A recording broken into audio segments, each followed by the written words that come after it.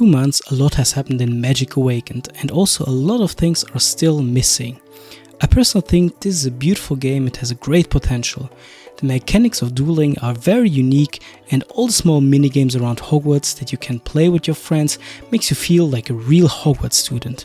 So in this video I will give you my personal opinion about the current state of the game and also talk about the positive and also the negative sides of it. To be honest, when I saw that the game launched in my country, I was super excited because I remember watching some videos of this game a few years ago and I couldn't believe that it is finally here. I admit that I love the duel mechanics.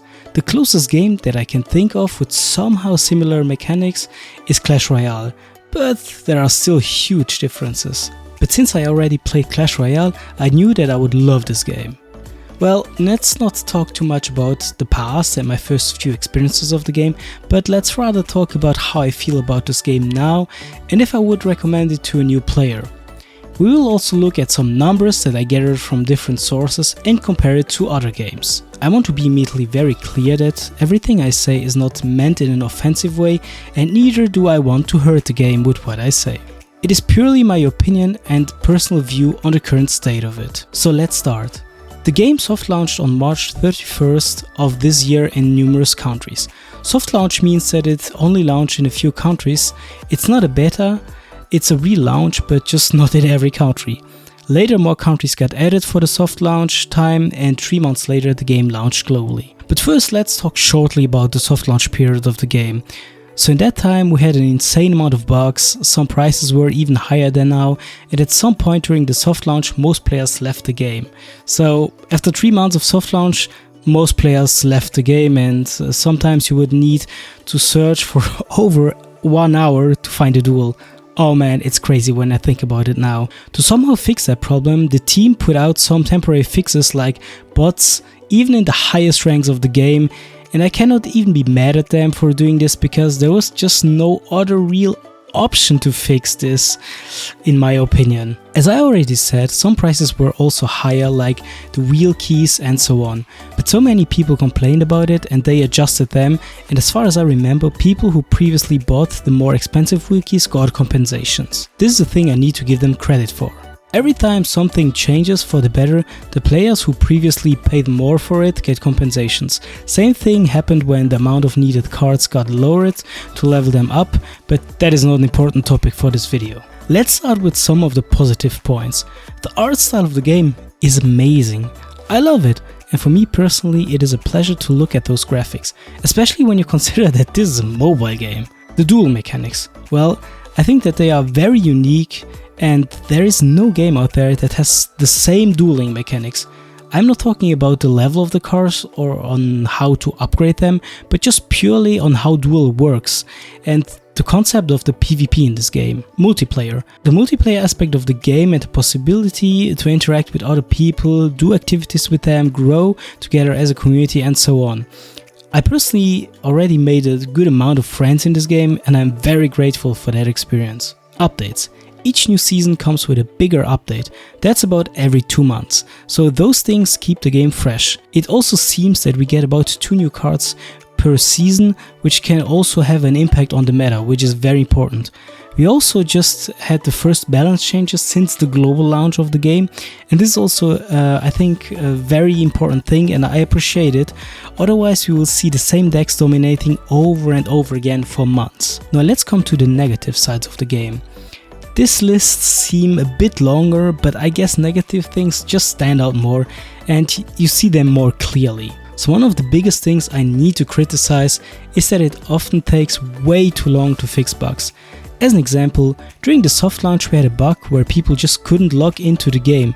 It took the devs a little over a week to fix that. I can understand that bug fixes can take a while, but something like that should be high priority, and for such a big gaming title, it is in my opinion unacceptable to take that long to fix such bugs.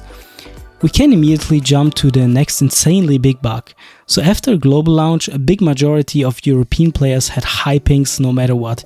Even when playing against people from the same country, the ping was high, and in a game where the focus is heavily on dueling, this should be a high priority fix. So how long did it take them to fix this? About a month. And this is not acceptable at all. if you have such a big name and want to compete with other big boys of the scene, you also need to work like them. Do you think that people will just ignore all of this and be happy? Well, now this makes the team look very unprofessional, and it makes it look like they focus on the wrong things. Oh, and before I forget it, here another very strange bug that makes things not look very professional. The official Magic Awakened website looked like this for a few weeks now when you tried to reach their official homepage in another language other than English. I immediately reported this bug day one, but it was just fixed about a month later. As I say, I understand that some things need some time to get fixed, but 1 month? I would expect companies like Warner Bros. And NetEase to have some of the best people in the industry working on their games, so I don't understand how some fixes take that long. Okay, I think we talked enough about bugs and fixes, so let's move on to the next point. The differences between the Warner Bros. Version of the game and the NetEase version of the game. So this game is run by both companies, in case you didn't know it yet. So NetEase is mainly the publisher for the Asian part of the world and Warner Bros. For the rest. So what is exactly the problem? The problem is that even though both versions are the same, NetEase still has more things, like for example the PC client. We all thought that we would get a PC client with a global release, but sadly only NetEase version got it, and since then we got told that it would just take a little longer for Warner Bros. To finish their PC client. So 2 months later, still no PC client. That is very disappointing, and I think the PC client would have brought in more players to the game. So what next? Events. Global tournaments. Yes, correct. NetEase just had their first global tournament with gems as a prize pool for the players. It's a cool idea to make people grind, and also a cool idea to attract viewers on YouTube and Twitch, because those were streamed on YouTube and Twitch. And what about Warner Bros? Nope, nothing similar. So yeah, again, very disappointing. Now the next thing is something that actually a lot of people complain about since the beginning. The communication, patch notes and so on.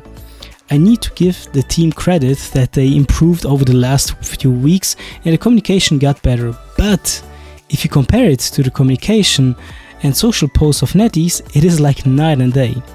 Me and other people get their information always from NetEase, because usually NetEase posts their update news and so on always a few days before Warner Bros. Even does it. So yeah, sadly, even though I don't play the NetEase version of the game, my informations, I always get them from NetEase. So hey NetEase, thanks for that.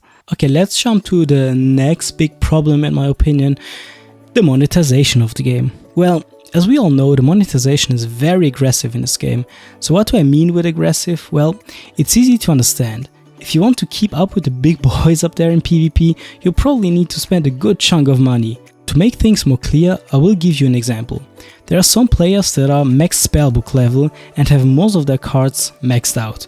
The cost for this, depending on your luck, is about, let's say, $60,000 to $100,000, even though I still think I went pretty low on the numbers, but just so you have an idea in your head how much it costs to have like a maxed account right now, or almost maxed account. I personally play now for over 4 months. I also spent about, let's say, $5,000 into the game, and I can hardly keep up with them unless they play very bad. So this is just an example, so you can see how frustrating it probably is for a free-to-play player or someone who just casually buys the Magic Pass. What are the consequences of such an unbalanced PvP game? Well, it's very easy to understand. A lot of people get frustrated and they just leave. I mean, it's not as if there were no fair competitive games out there, right? But I don't only talk about PvP. There are also cosmetics in the game, and the problem here is that people can compare it to the Taiwan version of the game, which has already been out for over 2 years. And the problem is that people see that some things that were free there or just costed a few dollars suddenly cost hundreds of dollars in our version of the game. So everybody sees that Warner Bros. And NetEase raised up the prices a lot in order to get the most possible money. This makes them obviously look really bad and make the players very frustrated. Saying that the game is already in a downroll trend is not something I just say out of frustration, but you can also feel it in game. I admit that I am in the highest rank of the game, so clearly there are not as many players as in lower ranks, but for a brand new game with such a big brand in their name, you should see an insane big variety of players out there but I mostly play the same 10 people over and over again. A few weeks after global launch, I started the small series on a free-to-play account, and even in diamond ranks I sometimes played against the same players 3 times in an evening, which is even weirder considering how new the game is. So do I have some numbers? I sure do, and I will show them to you so you understand a little bit how the game is doing. Let's look at the total downloads of the game. Looking at the Google Play Store, both versions together have only a maximum of 5 to 10 million downloads. I personally assume it's about 5 million downloads in total. And if we look at the numbers of the last 30 days, it also doesn't look too well. Less than 400,000 downloads in total. Keep in mind that the game is just 2 months old, so already seeing those numbers is kinda shocking. If we compare it to other games in the mobile market like Brawl Stars or Clash Royale that have already been there for a few years, you can see how a healthy number looks like. Granted, those are big mobile games, but usually a game has the biggest download and revenue numbers during the first few months of a global launch. As you can see, the game sadly does not as well as we would all have expected. So why is the game not getting more attention, and why is the player count so low? Well, there are multiple factors that play a role here.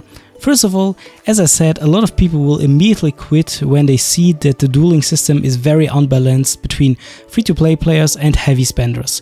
The progress is just way too slow, and with some recent updates like the Forest one, it makes it even more complicated for free-to-play players to make progress, because now you need to decide whether to go for gold or echoes, and getting good echoes can take weeks, and in that time you don't make progress because you don't get gold from the forest. I hope you understand what I mean. Another thing is the poor marketing. I feel like the marketing was not very well done, otherwise we would have not such a low number of downloads, but you can judge it by yourself.